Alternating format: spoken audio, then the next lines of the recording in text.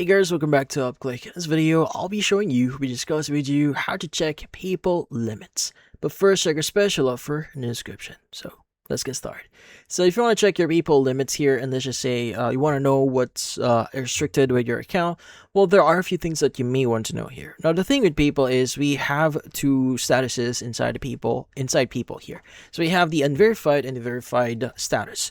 So if your account, like for example, you just create your account, you haven't verified yourself, well, usually the limit is around around $4,000 per transaction. So meaning that's the amount that you can actually make or receive into your account.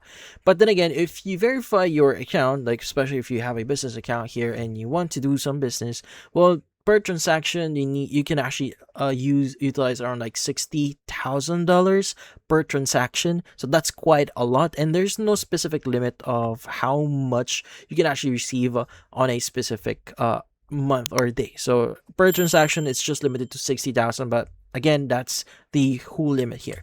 So then again, how do you exactly know if your account is limited? So you just need to go to your PayPal account, go to paypal.com, log in. Now at the top right, click on your profile, go and click on help, and this will redirect you to the help center.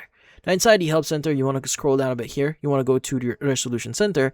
Now if you do see any notifications or any disputes or any requests from the PayPal support team, usually in this section here, you'll have the option to verify yourself. Now, usually verifying yourself includes providing business from yourself, like providing ID or some information from your business. So once you provide all the details, that should allow people or the PayPal support team to verify your identity. Now, once your account or your identity has been verified, typically your account would no longer be limited.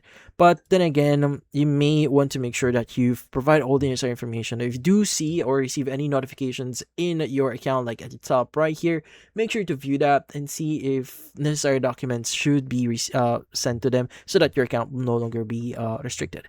But yeah, so in this case, that's about it. So if you found this video helpful, hit the like and subscribe button and watch our next video.